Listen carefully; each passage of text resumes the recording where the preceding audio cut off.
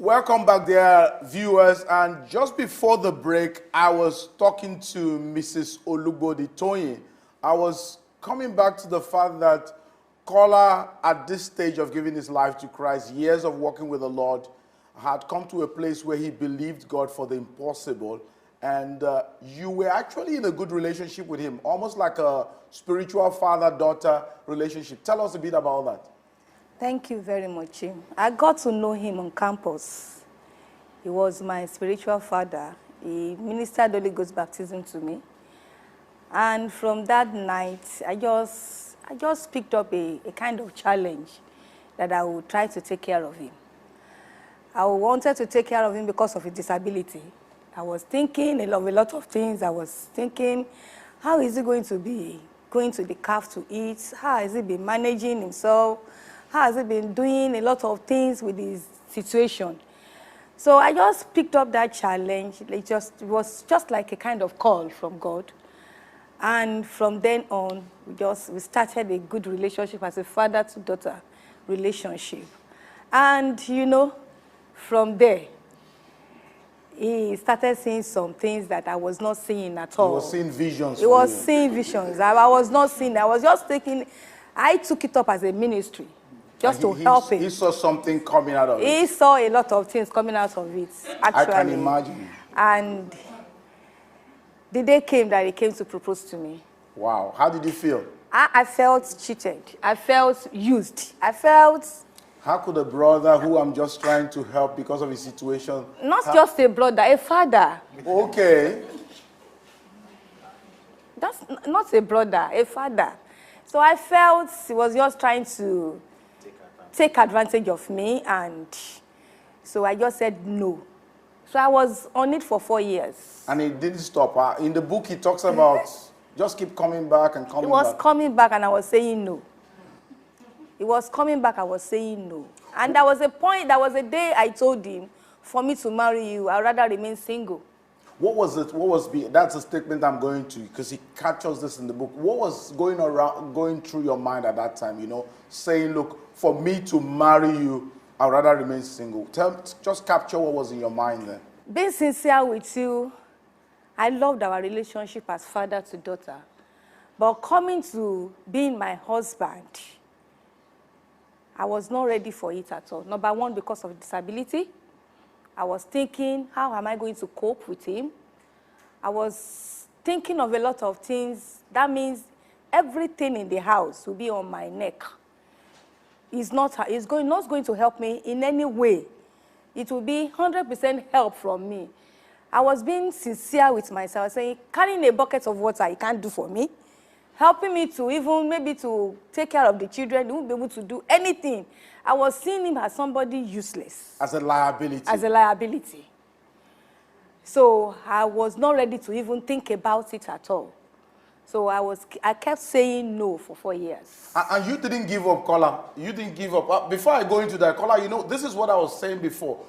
Tony captures it, that we see disabled people even among Christians as liability. What do you have to say to that? You see, one thing I settled in my mind and my heart before going to propose. I knew it was not going to be easy for somebody like me with disability to just walk up to any lady and say, oh, let's move on. So I would have been surprised if the first response was a yes. Okay, why? Because I prepared myself and I'd counted the cost, and I'd put myself in the shoes of whosoever the sister is going to be. Would she be ready to go with somebody with disability? If she is ready, what will the people back home be thinking?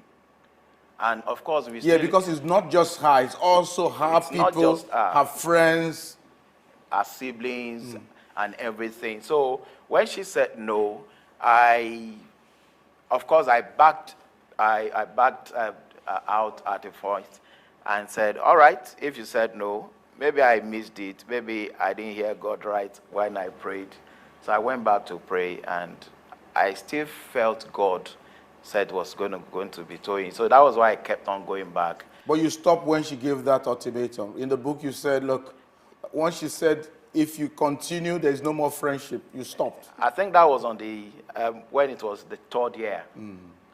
Because I was going back every year, and every year I was getting it, you know. So the 3rd year, she gave me that Ready Riot hat and said, I would rather be single than marry you. And she said, if you keep coming back, it will affect our friendship, because we were still friends up till that time. So I said, all right. I don't want to kill this friendship. I don't want to keep the friendship. I would rather allow the friendship go on, the father-daughter thing go on, than kill this beautiful friendship. You know. But you know what, Tony, something changed. And you said yes. Tell us what changed. Because nothing had changed in Kola then. Nothing had changed. In fact, his position in life then there was still a lot of questions about how he's going to pursue the things in his heart. What changed for you?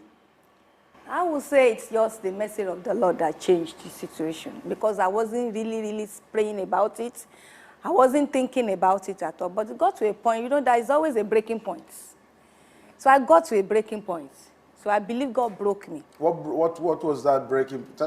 Were you struggling against something you knew was what you should do? Were you somehow in the midst of the no, sensing that this might be it, but just the overwhelming implication of what being married to somebody handicapped meant, was that the pressure? Was that the tension you were living in? Okay, being sincere with you, one side of me was saying yes from the beginning. Right from the beginning? Right from the beginning. One side was saying he's the one. But I was just thinking of all the things I've mentioned before. So at that breaking point, I had to let go. I prayed. And I got convinced that I should go ahead. In spite of the challenges you knew was ahead. So you counted the cost and say, come what may. Were you crying the day you said yes? I cried and cried and cried before saying yes to him. I cried on my knees, I cried to God, and I told God every of my fears. Okay. I told him, God, you know me, you know it means I will be the one carrying the buckets alone in the house. You know I'll be the only one doing all the washing. You know I'll be the only one doing all the sweeping. I poured my heart. Then God gave you a vision. And the Lord gave me a vision. What was that vision? Oh. In the vision, I saw a kind of estate. It was an estate. And somebody was taking me around the estate. And as we were just going around the estate, I now asked a question from that friend that was taking me around. I said, so who is the brain behind this work? This is a great one. So she just said, don't worry, the person will soon come. So as we were talking, a car just came in. And I saw one white man without no limbs, nimbless. He just came out of the car. And I just had in my spirit, Toyin, this is the man behind this work. And there is a woman behind him. Go ahead and do what I asked you to do. So at that point, I got up. And that was my breaking point, the last breaking point. Praise God. You know, we kind of look at people with disabilities and we see their disability and we don't see the person. Kola, we see the disability and that defines the person. We don't think of vision, we don't think of possibility. Kola, you were carrying in your bosom, a big vision. And then you got married to Toyin and trouble hit you. And that's you know, people getting married, they think the story has ended.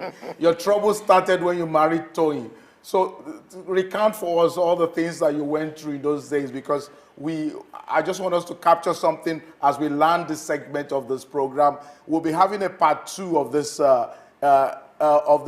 interview next week. But Kola, your trouble started, I would say, reading the book.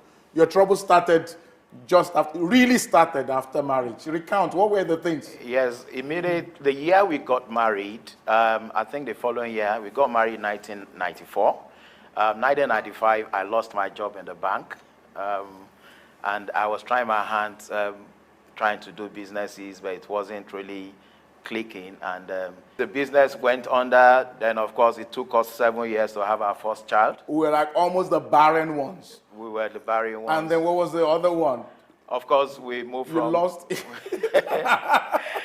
We moved from palace to boys' quarters, and it's You literally lost everything. Everything. You had to stay with friends in a space that was no space. Yeah. The worst of your fears were happening, and you were going down, and this took years. Exactly. And at a point, you decided maybe it's best to commit suicide. You're right, Pastor. But all of that changed, and that's the story we'll capture next week when we come. But I'm just intrigued. This is a really fascinating book. Through It All is a book that just loads you with encouragement. You don't have to be crippled because life, physically, life itself brings crippling in many ways, hindering us from our full potential. And people label us as if that's the end of us. This book, I told people in my forward to this, be ready for a load of encouragement.